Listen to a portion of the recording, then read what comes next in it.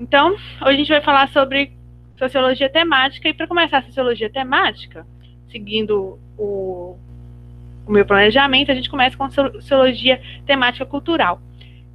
O Enem é o assunto preferido do Enem, do eixo temático, e ajuda não só para sociologia, mas para as humanidades em geral. Cai de sociologia a geografia, cultura está presente, e a gente vê ela em sociologia. Então, geografia vai ter questão de cultura, sociologia vai ter questão de cultura, algumas, filosofia vai ter questão de cultura, história vai ter questão de cultura. Só que aí com recorte, né, de cada matéria. Então, essa matéria é fundamental. Essa matéria também é uma delícia de matéria, muito gostosinha, porque a gente vai escutar, não hoje, mas a gente vai escutar música, ver filme, debater sobre artista. E aí, para começar, a gente vai definir o que é cultura pela história. A sociologia define em dois momentos, para ficar fácil de entender. O primeiro definição é na antiguidade, e aí depois na modernidade. Qual que é a primeira definição? Para os sociólogos e antropólogos, na antiguidade, cultura era terra, tá? Cultura era plantio, por exemplo, lá no feudalismo, os calendários, até caiu uma questão do Enem, que vai vir na lista de vocês, que tinha um calendário, aí tinha tipo assim, uma pessoa plantando, uma pessoa colhendo, uma pessoa plantando de novo, para mostrar que não tinha mês, tipo assim, janeiro, fevereiro. Até tinha, mas era o mês de plantar, o mês de colher. As festividades eram de acordo com o fruto. Então, até hoje no Brasil, né, tem ainda em alguns lugares festa da uva, festa da jabuticaba, festa, acho que do quiabo. Tem um lugar aqui em Patinga que é festa, tem tribuna, é festa de alguma coisa, que eu me esqueci, festa da banana. No tribuna, por exemplo, tem festa da banana, aqui em Patinga. Então, antigamente, terra e plantio definiam que era cultura, definiam que era tempo. Com a Revolução Industrial, civilização é cultura. O que a gente tem de civilização é cultura. Ok? Tranquilo? Pra gente começar? Mas, com a modernidade e se civilização é cultura, a gente tem 3 países e 3 línguas dando ideia diferente do que seria essa cultura da civilização. No alemão, a palavra Kultur, deve ser outra pronúncia, significa autêntico, algo que é puro. E isso a gente percebe com uma força, porque a Alemanha é o país que o nazismo é muito forte, né? E o nazismo procurava isso. Não estou falando que todo alemão é nazista, pelo amor de Deus, longe disso. Mas essa ideia de coisa pura, coisa autêntica, já vem no nazismo. Da raça ariana, da raça pura. Então, cultur no alemão é coisa que é autêntica, que é pura. Mas fora da ideologia nazista, a gente também tem a ideia de cultura como algo puro, algo que é específico, que você só encontra naquele lugar. Aquilo seria cultural. Agora, aquilo que você encontra em vários lugares não seria cultura. Do inglês, já vem da palavra mesmo civilization. Quem fala inglês tem a pronúncia boa, abre o negócio e fala essa palavra de forma certa, por favor, que só vergonha. Então é algo diferente para eles, já que no alemão é algo autêntico, no inglês não. Nas civilizações inglesas é algo artificial, é algo que você aprende, é algo que é te ensinado. Então, você não aprende, por exemplo, você não nasce, por exemplo, sabendo gostar de futebol porque você é brasileiro. E nem todo brasileiro gosta de futebol. Mas você aprende, dependendo da família que você tá, você aprende a gostar ou não de futebol. E, então, se a gente pegar a raiz da palavra inglesa, cultura é algo que é artificial, porque não nasce com você, não vem de você, é algo que você vai aprendendo. E no francês, é realização. Cultura é algo simbólico, vem de símbolos. Então, quando você liga o Brasil ao futebol, é tudo que o futebol representa no Brasil. Então, a união das pessoas, esses símbolos, a camisa, o campo, os 90 minutos, os hinos que a gente aprende desde pequeno, né? Dependendo da família. O samba, por exemplo, então tem lugares que as crianças aprendem a tocar pandeiro desde muito cedo. E esses símbolos, a cultura é algo simbólico, que você consegue visualizar, ok? Cultura, em francês. Ótimo. Depois que a gente definiu, agora a gente vai para uma parte mais teórica, que são as escolas. Durante a história, né, do surgimento da sociologia, vários sociólogos, pós os clássicos, né, Marx, Durkheim e Weber já discutiram o que era cultura, mas pós os clássicos, vários sociólogos tentaram definir o que era cultura. E a gente pode dividir em escolas, em linhas de pensamento. Oi, Tainá. A gente pode definir... Aceitou? Foi. A gente pode definir essas escolas, tá? A primeira, que parte lá do século XIX, é evolucionismo cultural. Eu lembro que a gente até teve isso quando a gente vai definir sociologia. Lá no positivismo, a gente viu um pouco dessa linha de evolucionismo cultural. Por quê? A gente está no contexto de imperialismo. A gente, no caso, os europeus, estão invadindo as terras. A gente vai ver lá na história que é por causa da segunda revolução industrial, 1850, eles precisavam de ter lugar para expandir as riquezas deles, precisavam de mais matéria-prima, precisavam de mais mercado consumidor. Os países da América já estavam fazendo sua independência, né? Os Estados Unidos faz independência em 1776 e puxa outras independências. Então, assim, no século XIX, a gente já tem bastante países americanos, né, da América do Sul, América do Norte, América Central, fazendo independência. Então, a gente precisa de outros países para dominar outros países. E não dá para falar, eu estou dominando um país porque eu quero que esse país me ofereça mão de obra barata, mercado consumidor, em matéria-prima. Esse discurso não é bonito, a gente precisa de um discurso mais bonito. E aí, para isso, eles criaram ou aproveitaram do evolucionismo cultural, que é bem essa imagem disso, de evolução no sentido não de mudança, mas de melhoria. E ele tem um interesse totalmente nacionalista. Porque, além do imperialismo, está nascendo dois países, unificando. A gente viu lá que França, Portugal, Espanha, todos eles unificam perto do século XV e XVI. Itália e Alemanha não. Itália e Alemanha se unificam no século XIX, 1870 e 1871. Então, além de você estar com a expansão imperialista, a gente também tem dois grandes países se unificando. Então, tem um grande interesse nacionalista.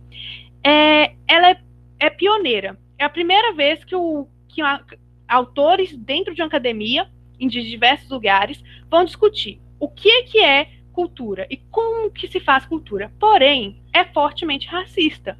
Por quê? Eles vão falar que existe uma cultura mais desenvolvida e uma cultura menos desenvolvida. A cultura branca é desenvolvida. A cultura dos países que estão sendo dominados, asiáticos e africanos, são menos desenvolvidas e por isso eu tenho que levar a cultura para esse país. O fardo do homem branco, que sempre aparece nas provas de histórias, esse homem branco, ele é tão bom que ele está se jogando no mar, está se colocando risco, deixando sua família para carregar esse fardo de lá e levar a cultura. Porque a cultura deles ainda é muito primitiva, sabe? Então, peraí, eu sou muito bonzinho, eu vou aqui te escravizar, uma escravidão moderna, mas vou te escravizar. Na verdade, não moderna, né? Uma escravidão imperialista, porque o Brasil tem escravidão moderna. Se a gente for falar isso, porque a escravidão no Brasil começa na Idade Moderna. Então, uma escravidão imperialista, que você ganha, mas ganha muito pouco. Eu vou poluir sua água, eu vou desmatar, mas olha aí que lindo. Você aqui, ó, que batia no tambor errado, vou te dar aqui um violoncelo, sabe? E hoje, a partir da década de 70, nasce o que a gente chama de descolonialização, que é uma aula linda também de sociologia, que é uma das aulas mais... tudo. Eu sou muito empolgada. Que até hoje existe isso, essa ideia de evolucionismo cultural, que as pessoas têm culturas mais evoluídas e culturas menos evoluídas. Tipo assim, peraí, você poluiu minha água, você me tirou meu governo, você colocou duas tribos, por exemplo, que aconteceu em Ruanda, né, para se enfrentarem, para se matarem, porque a minha cultura é pior que a sua e você veio me ensinar o que é fazer cultura. Será que isso faz sentido? Hoje a gente discute isso muito na academia. A gente não, né? Porque eu não estou na academia, não sou doutorada nem mestrada de nada, mas os pensadores hoje discutem isso. Um dos grandes autores é Taylor. Taylor vai falar que existem leis gerais da cultura. E como existem leis gerais, um povo pode se desenvolver até chegar à cultura certa. Então você pode chegar, olha aí, ó, da energia do sol, antigamente, até a lâmpada, que mostra toda a inovação tecnológica da Europa, né, da Europa já industrial. E leis gerais lembra que escola da sociologia? Para mostrar que a gente está todo mundo no finzinho do século XIX, início do século XX, qual escola que é? Leis naturais.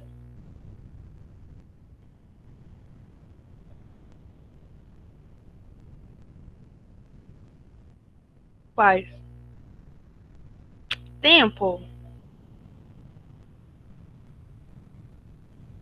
Enquanto vocês estão pensando, gente, eu descobri que a geração de vocês, geração Z, acha muito brega usar cabelo de lado. Acabou pra mim, eu só uso cabelo de lado.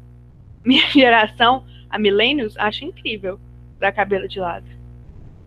Aí eu pensei, acabou pra mim, ué.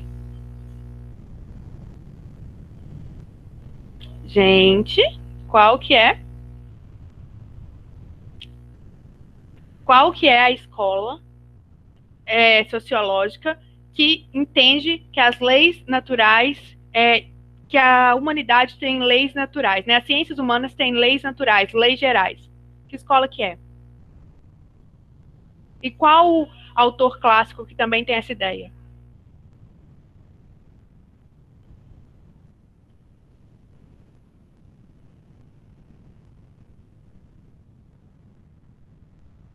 Positivismo, exatamente, positivista. E aí, positivismo é uma escola.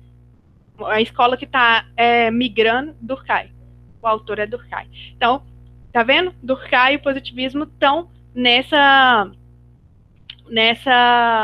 pano de fundo, né, do evolucionismo cultural.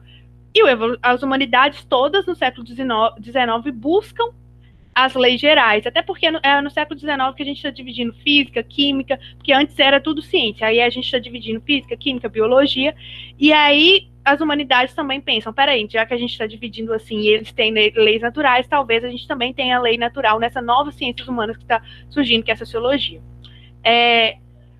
A sociologia aqui, então, no evolucionismo cultural, para a gente terminar, sai de povos mais desenvolvidos que ensinam povos menos desenvolvidos a chegarem nesse nível cultural, tá? De via de regra, o povo branco europeu colonizador é quem tem a cultura mais evoluída, porque eles já estão na Revolução Industrial. Entendido? Alguma dúvida no evolucionismo cultural? Não? Agora a gente vai para outra regra, outra escola, né? Com um grande nome, Franz Boas. Franz Boas é alemão. A gente já está no contexto quase da Segunda Guerra Mundial. Como ele é alemão, ele vai ser perseguido pelo nazismo. Ele é alemão e tem uma descendência judia, como vários pensadores que a gente vai ver de Frankfurt, por exemplo, a escola Frankfurt, a gente vai ter uma aula muito sobre escola de Frankfurt e cultura de massa. Eles vão migrar, né? E aí o Franz Boas vai para os Estados Unidos e ele vai estudar as tribos ameríndias. E ele vai falar que não existe cultura ruim ou boa. Isso que o evolucionismo cultural falou lá no século XIX está errado. Não existe cultura boa, cultura ruim. O que existe é cultura singular. Lá na tribo tem o que eles consideram que é cultura. Fora da tribo tem o que eles consideram. Franz Boas é esse homem que está de chapéu aí, tá? Ele é pai da antropologia. E as pessoas têm que aprender a respeitar. Se não é sua cultura, você não tem que opinar sobre. Inclusive, tem várias questões antropológicas sobre, por exemplo, que hoje é discutível, tribo que mata crianças que nascem com deficiências. A gente pode opinar sobre isso ou não? Na visão do Franz Boas, a gente não pode opinar sobre isso. Porque a cultura é singular, tá? Ele cria o que é um chamado relativismo cultural, que muita gente hoje vai questionar, porque é interessante, mas esbarra em coisas éticas da civilização branca. Porque muita coisa a gente vai achar errado. Por exemplo, hoje mais, acho que não mais, né? Me perdoe se eu estiver falando alguma besteira, mas antigamente as crianças ciganas casavam entre 12 e 13 anos. E aí a gente olha isso e pensa, nossa, é errado.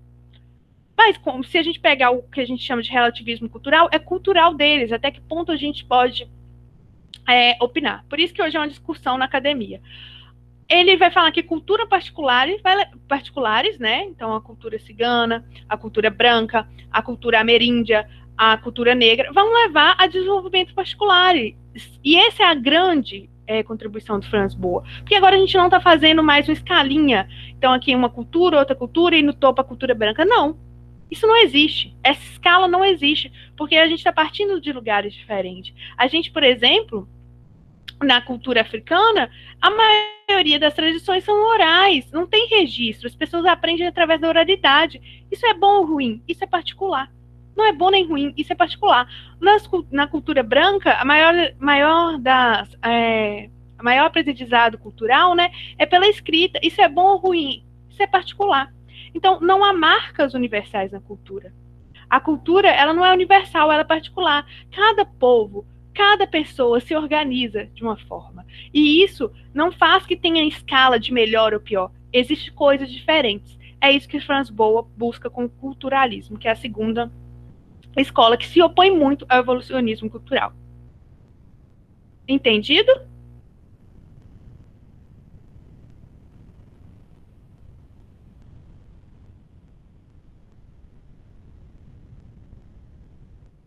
Pronto. Vou. As discussões, as discussões de cultura. Às vezes eu dou uma lerdada, né, gente? Meu cérebro é diferente. A última que a gente vai ver é a semiótica cultural. Porque aí a gente vai ver a discussão de cultura nessa aula, os princípios básicos da cultura, e depois a gente entra em cultura de massa, vai discutir bastante a década de 40, a década de 60, e entra na cultura contemporânea, e aí os autores que definem o que é a cultura no Brasil, tá bom? É essa a nossa linha aqui, na sociologia temática, tópico cultura.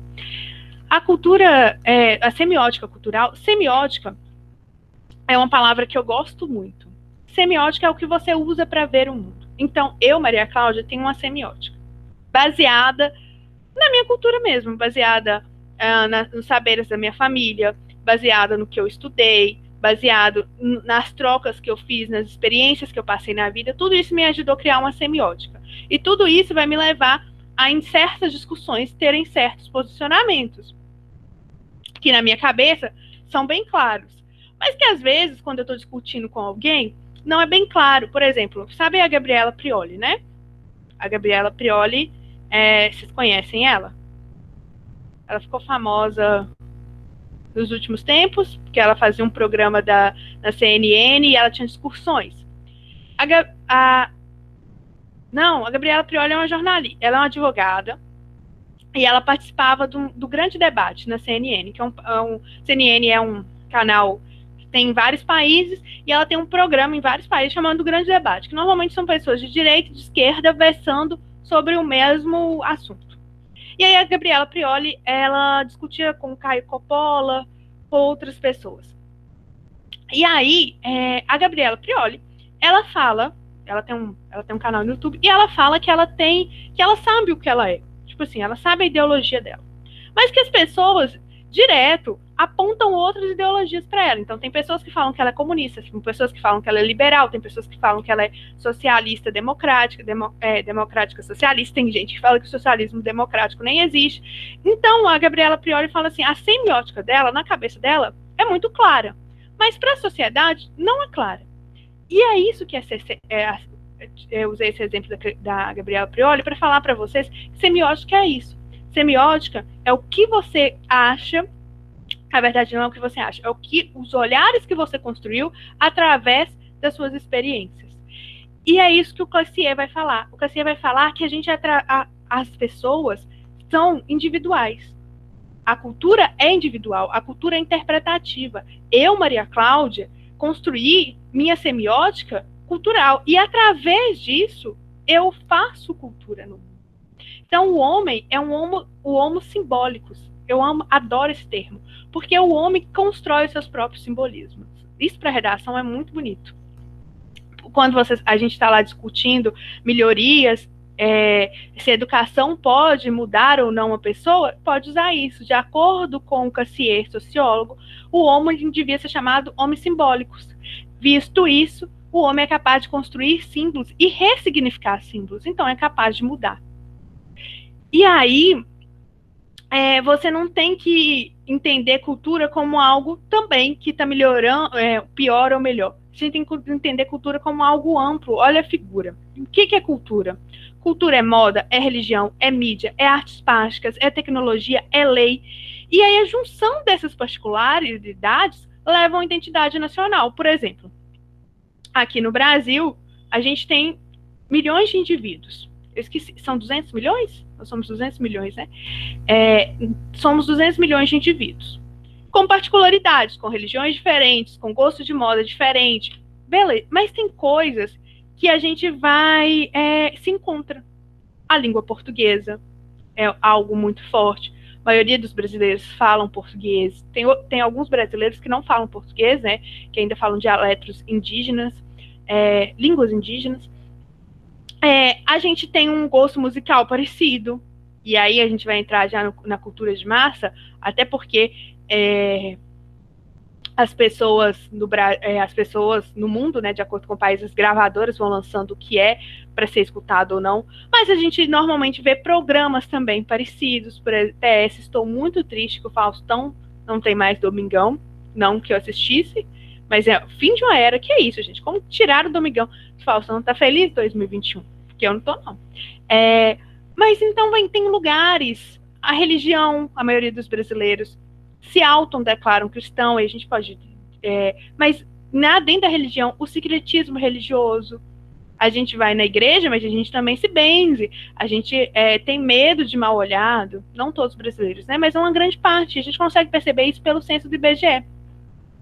Isso tudo faz com que, na nossa particularidade, a gente crie uma identidade nacional, tá? E aí, isso que o Cassier vai chamar isso de teias de significados. Cada ser humano tem uma ideia de cultura. Cada ser humano produz sua cultura através dessas grandes máximas: moda, religião, linguagem, música. E isso vai criando uma teia de significado. E essas teias de significados vão se encontrando. E aí essas teias de significados, quando vão se encontrando dentro de um mesmo território, formam uma cultura nacional, uma identidade nacional. Tranquilo?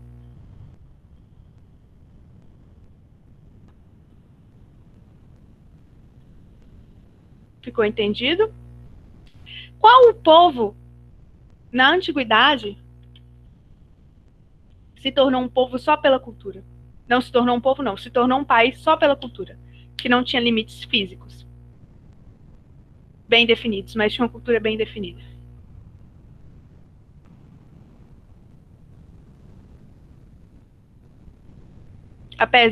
Grécia. Se a gente pegar Esparta, apesar da cultura espartana ser mais voltada para a guerra e Atenas mais voltada para a política, as duas se encontravam na linguagem, no culto aos deuses, na ideia etnocêntrica, nas comidas típicas. Então, a Grécia entra nisso, de particularidades que levam a identidade nacional, mesmo sem limite físico. Mas a gente tem outro aqui que a gente ainda não viu, sem ser a Grécia, que são os maias. Os maias nunca tiveram limite físico, eram cidades-estados. Mas assim como na Grécia, os maias formaram um povo só através da sua cultura, da sua identidade nacional. A mesma língua, as mesmas práticas de guerra, os mesmos deuses, o mesmo calendário maia, que falou que o mundo ia acabar em 2012. Não foi os maias, né? Foi a interpretação dos nós que achamos as ruínas, entendemos que ia acabar em 2012, mas não acabou. Muita gente falou que a gente leu ao contrário, né? O certo era 2021, que ia acabar em 2021, mas também não acabou ainda, né? Vamos esperar. Se não acabar, a gente faz Enem. Então, as pessoas vão se aproximando do significado das coisas, dos símbolos, e formam cultura. Então, não dá para decidir o que é se é ou não universal. já que o evolucionismo cultural falava que cultura é universal, todo mundo ia chegar no mesmo lugar e as pessoas estão evoluindo, sendo que a gente já tem culturas mais evoluídas. E o culturalismo fala que não tem cultura universal, cada um é particular. Aqui o relativismo da semiótica cultural ainda é maior, vai falar, não dá para decidir se é universal ou não, pode ser que seja universal.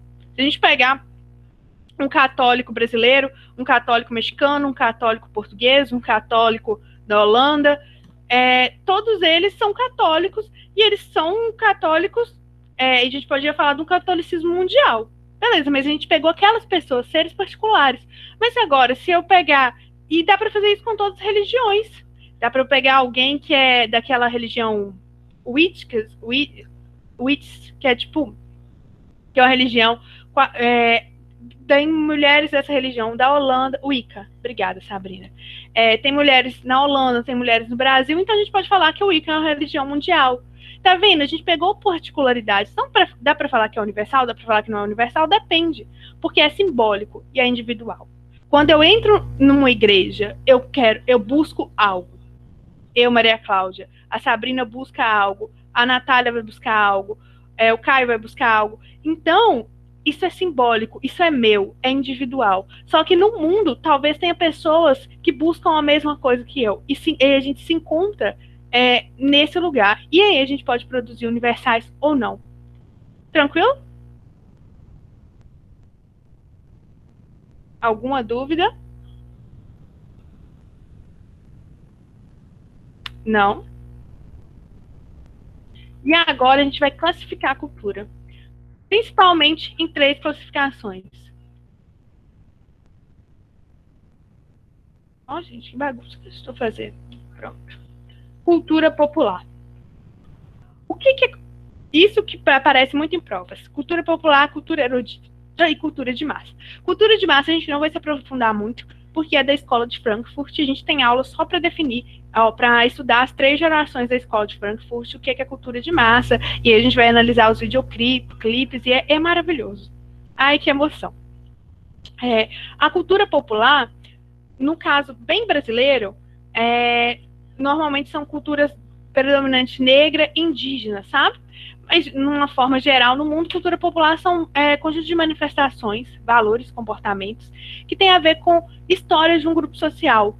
Então, os grupos sociais que vão povoando aquele lugar vão criando identidades para pertencer àquele grupo. Vão criando festa, vão criando comemorações, dialetos, mudando as palavras, criando sotaque. Isso tudo é cultura popular. Normalmente é uma cultura desprezada, é uma cultura dominada.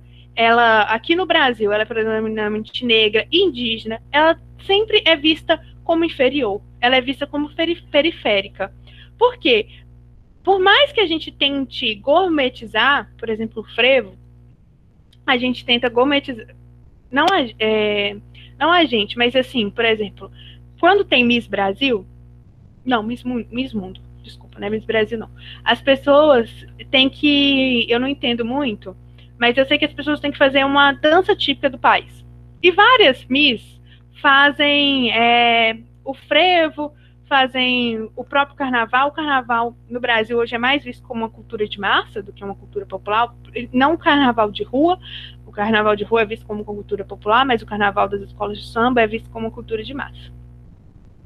Mas, e aí essas Miss, lá para que vão representar o Brasil, elas dançam frevo, né? Essa Miss, normalmente, ela é uma pessoa que estudou bastante, ela tem que ter postura. Hoje em dia, a gente já tem mulheres negras, mulheres indígenas, mas antigamente eram mulheres com bem traços europeus, e essas mulheres iam lá e dançavam o frevo. Beleza. Só que fora daquele lugar, ou fora de uma apresentação, quando vem o Michael Jackson, por exemplo, quando ele veio para o Brasil, ele foi ver o Olodum, fora disso, não são essas camadas de cima que estão ali praticando frevo, que estão ali dançando frevo, são camadas de baixo. No Brasil, a C e a D, que praticam normalmente essas danças. E elas são vistas como inferior. Você não vai ver uma pessoa falar assim, lá em Recife, meu Deus, vou pôr um vestido longo, vou fazer aquela maquiagem para ir lá ver um frevo, sabe? Isso tudo dá uma ideia de que essa cultura ela é menos importante. Sendo que não. Sendo que a cultura popular é o que nos molda. Porque ela é do nosso vínculo de sociedade, aquilo que seu parente sabe fazer, por mais que hoje está se perdendo isso, né? Mas é aquilo que seu primo também sabe fazer, é aquilo que sua avó também sabia fazer. Cultura popular pode ser um doce, pode ser uma dança, pode ser uma música que vocês cantam. Isso é o que une vocês, sabe? Une o seu senso de comunidade. Ela vem de uma ancestralidade. Isso tem muito a ver com cultura popular, mas normalmente ela é desprezada, ou ela serve para alguns momentos para mostrar, olha, o Brasil é isso daqui. Mas aí, quando se apaga os holofotes, não se tem investimento, as pessoas não entendem aquilo como importante. Entendido o que é cultura popular? Alguma dúvida?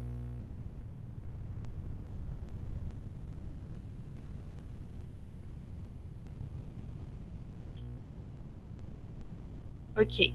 Vamos passar agora para a cultura erudita. A cultura erudita são aquilo que as pessoas entendem como elaborado, mais difícil. Olha para você ver, vamos dar um exemplo aqui. Tocar carrom, né, que é uma coisa de perfil,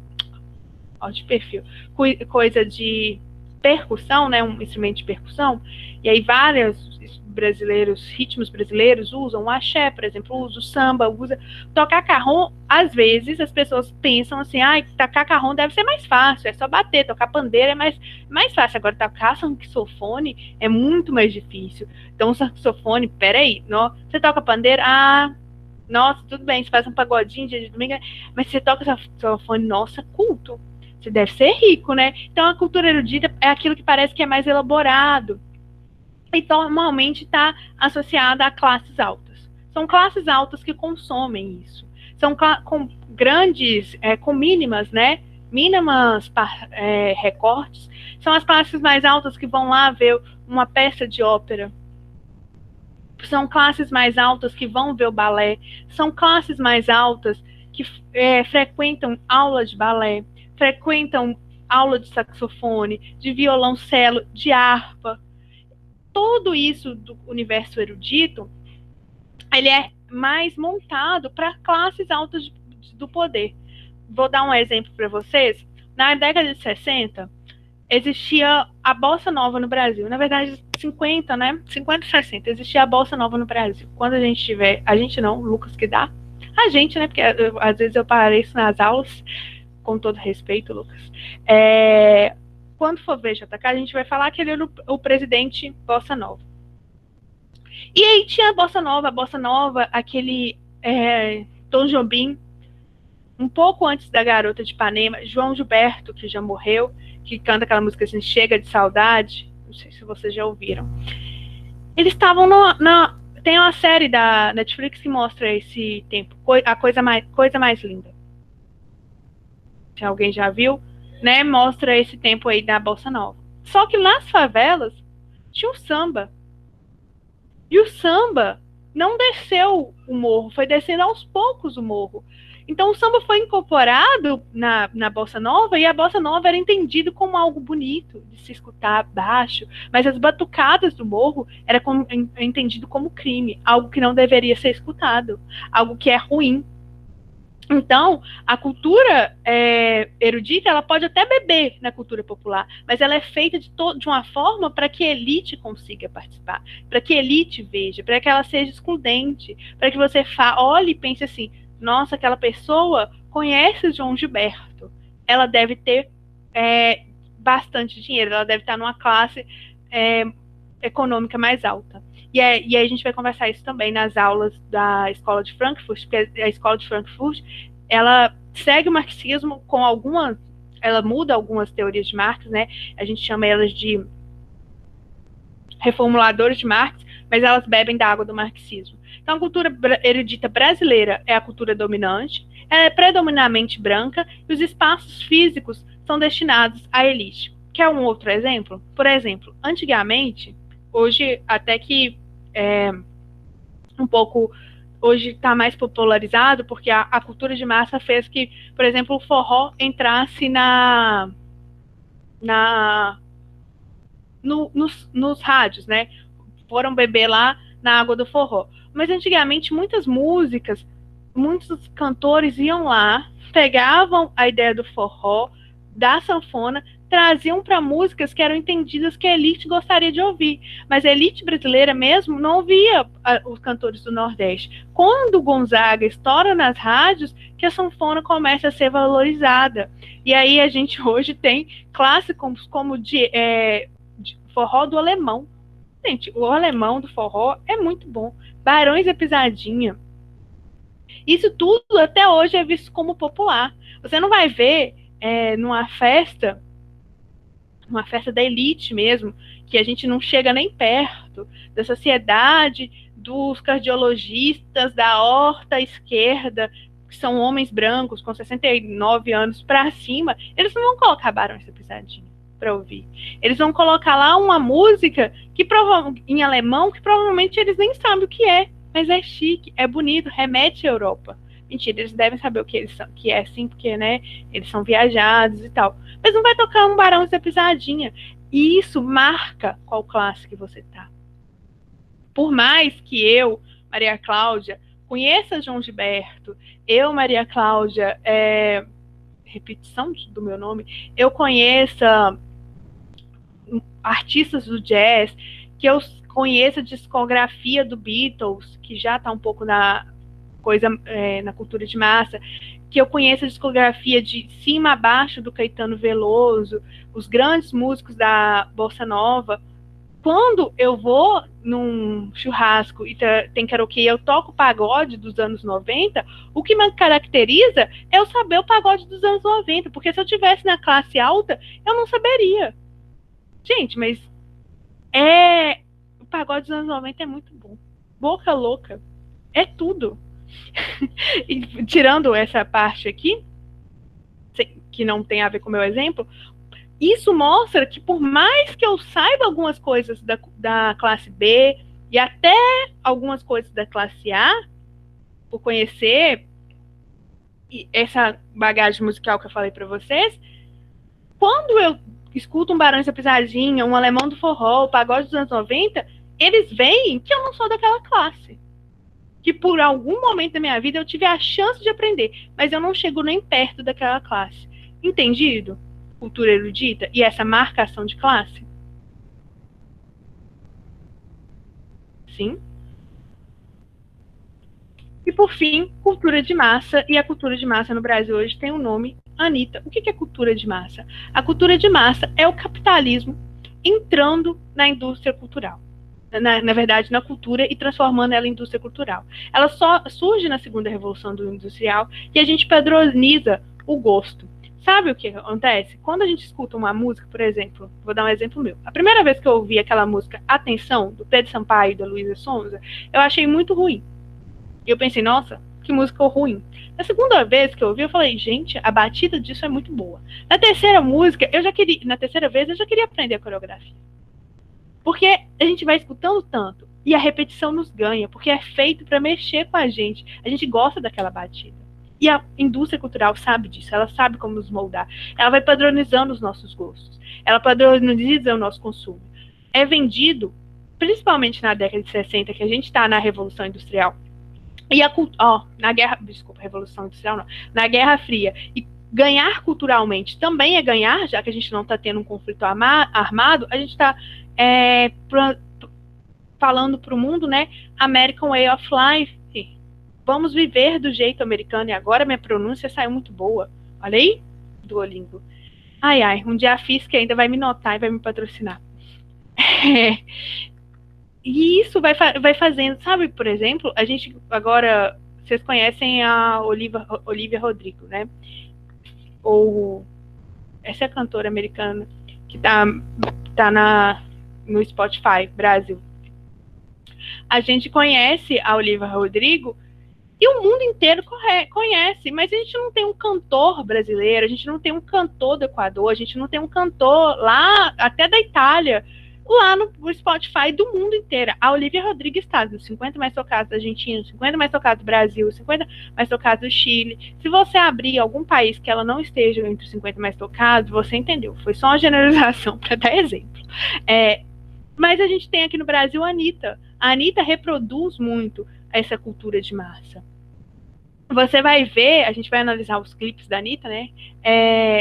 A Anitta é universal, mais ou menos. A Anitta, ela consegue pôr pezinhos lá fora, mas ela não alcança muita, tipo assim, ela para, sabe? Ela não vai para uma parada. Tipo, algumas pessoas, os jovens que querem nos Estados Unidos, na própria América Latina, querem mostrar que são mais descolados, escutam música latina, acabam escutando a Anitta. Mas a grande massa americana ainda não conhece a Anitta.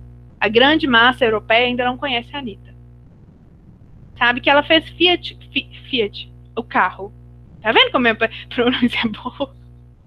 Feat com alguns cantores lá do país, que são voltados para os jovens, mas ela ainda não é um nome. A Shakira, por exemplo, é um nome. A Shakira é colombiana, ela fez muito sucesso e ela entrou nisso que a gente chama da lista, né? Vários países ouviam a Shakira simultaneamente, ela é uma mulher latina. A Camila Cabello com a Havana, é uma mulher cubana que entrou. Mas a gente vai analisar isso. E a Anitta é muito importante a gente analisar, porque a Anitta faz parte de um funk que a elite brasileira aceita. E aí, para terminar essa aula, eu queria mostrar para vocês algumas coisas. Amarelo, o homem da minha vida. Gente, a minha questão com o Emicida é tão forte que eu choro. Eu sou muito fã do Emicida e é essa hora. Meu olho enche d'água. Documentário do Emicida, para quem não viu, tem na Netflix. É tudo para ontem. Ele vai falar sobre a importância de levar os negros para o Teatro Municipal de São Paulo, porque eles ajudaram a construir o teatro, mas eles não entraram no teatro. Isso mostra como a cultura, o Teatro Municipal de São Paulo é onde tem grandes óperas, grandes balés, e como é demarcado o poder. E esse CD do Emicida é uma obra-prima da música brasileira, ganhou vários prêmios. Ele é incrível. E eu vou respirar para não chorar. Sou muito fã do Emicida e do Caetano Veloso. É uma vergonha, porque eu sempre choro quando eu falo o nome deles. Depois, a segunda foto aqui, a gente tem o samba, quando ele surgiu, sendo criminalizado, mostrando que se você tocava samba, você era um desocupado, você não pertencia às elites brasileiras, e como o samba foi levado a bossa nova para as pessoas brancas poderem consumir, e hoje a criminalização do funk. Como o crime como o funk hoje é criminalizado, e a discussão, se criminalizar o funk é criminalizar a pobreza, se criminalizar os cantores do funk é criminalizar as pessoas que vivem nas comunidades brasileiras. Se eles cantam sobre aquilo que eles vivem, por que não mudar o que eles vivem, mas sim mudar a música? Será que isso é eficiente? Será que você falar para uma criança da favela e da comunidade não cantar aquilo é eficiente, ao invés de você mudar a condição daquela pessoa que vive? Qual que é mais eficiente? Por que essa criminalização do funk?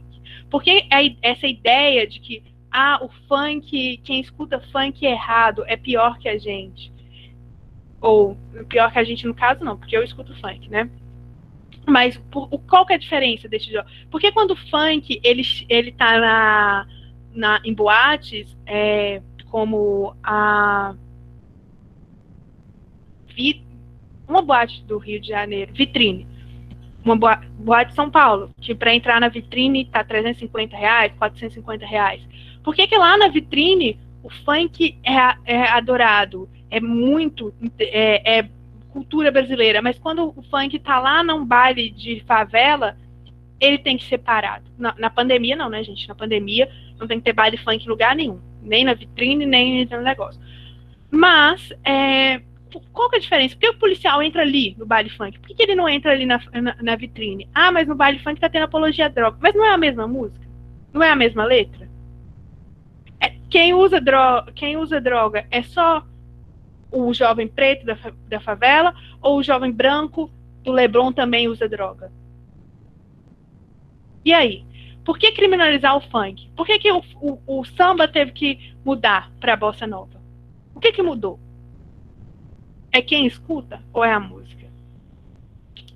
É isso que a gente tem que discutir. Como a cultura é uma arma de nos ampliar, mas também é uma arma de nos silenciar. Porque quando a gente silencia a cultura de um povo, a gente também silencia esse povo.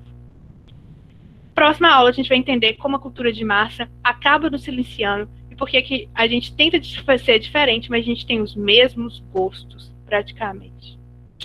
Tranquilo? Alguma dúvida?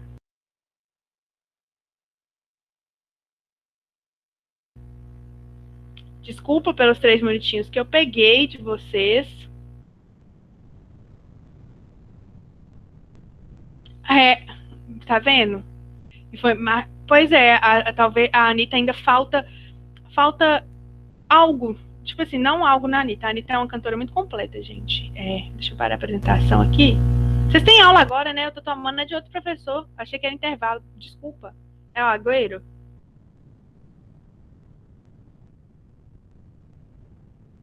Não, é a Isabela. Isabela, pode começar. Desculpa aí.